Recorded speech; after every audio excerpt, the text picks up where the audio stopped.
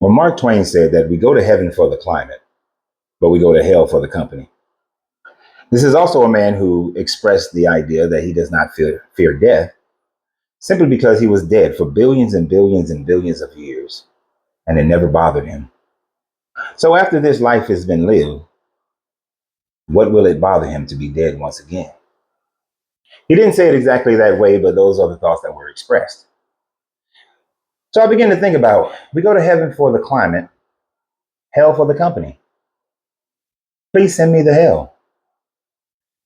The reason why I would say such a thing is because when you read the Bible as a deconstructionist of Christianity, what is the appearance of heaven? What is the climate of heaven? Sure, people will say that it is a place where there is no more sin. It is a place where there is no more poverty. There is no more violence. All of these things sounds very pleasing. But in its description of what you will be doing in heaven is completely different. You see, in heaven, there are 12 trees that produce fruit in its season. God is providing all the light, so there is no nighttime. So it seems that the only thing that you will eat is fruit, and the only thing that you will experience is daylight. Now, the fruit may be a metaphor for consuming the grace and energy of God so that you can maintain your heavenly body.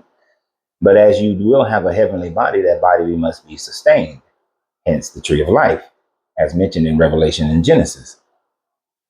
But when it comes to your occupation or your duties or the things that you will live your life doing in this eternity, all it seems you are doing is praising this God upon his throne 24 hours a day. Cherubims are flying over this God's head on the throne, screaming, "Holy, holy, holy, holy, holy, holy." This is the only music by which you will have. And as far as relationships, the only relationship you'll have is with God. As Jesus pointed out, when you go to heaven, you will be like the angels, not given into marriage.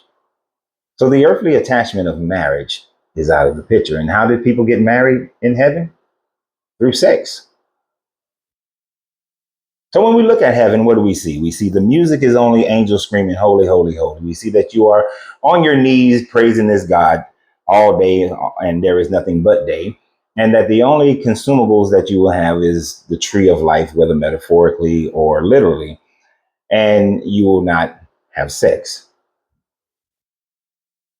Now, hell is only portrayed by the Bible as being thrown and tossed into a lake of fire and burning forever. But on the contrary, what do we say? Pastors have claimed that they have died. People have claimed that they have died and they went down to hell. And the music that we have today that so many people love and cheer and give awards to and give their money towards is all produced by the devil. So it seems that there will be some great music in hell. All these famous singers that people will say, "Oh, there must be a beautiful concert going on in heaven." I mean, Whitney and Michael and Prince and all these other people, you know, little Barry White for myself, are all in heaven. You don't know their lives. You have no idea where they are. They're more than likely in hell. So Prince in hell, Whitney in hell, Michael in hell, Barry is in hell. Sounds like a good concert going on in hell. Food. We all like to enjoy the different textures of food, the different flavors of food.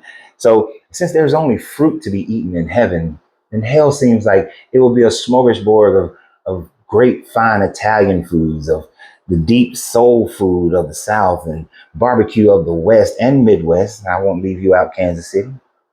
That for those who love sushi, there'll be plenty of sushi and I get some General Tso chicken and all these other delightful foods that we seem to love. My New York style cheesecakes and topped off with some Italian gelati. Mm. And you can't blame a cup of coffee. And to say in hell, since there's going to be a fire, then I'll always have somewhere to light my cigars, since cigars will not be in heaven. I don't like my cigars with a nice whiskey. But of course, we know that whiskey would not be allowed in heaven as well. So I guess in heaven. So I guess only in hell can I have a nice cigar paired with a nice whiskey. And last but not least, but certainly important, you will be like the angels, not given into marriage.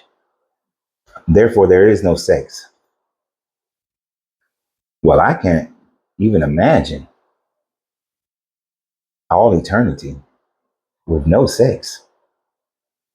One of the most beautiful things that occurs in a person's life, we won't have it. At least the Muslims say that you'll have 50 virgins in heaven to deflower. But Christian heaven, none whatsoever, being like angels, doesn't sound like a place that I would want to go visit. Doesn't sound like a place that I would want to take part in. Matter of fact, yes, I'm booking a one-way passage to hell. Care to join me? Now, of course, heaven nor hell, as described in the Bible, exist at all. It is all fear tactics, and it is all be a slave and obey, and you'll receive this reward after you leave this existence. There is no heaven nor hell, except for the ones that you create in your mind for yourself. And if there is an afterlife, that afterlife will be created in your mind for yourself.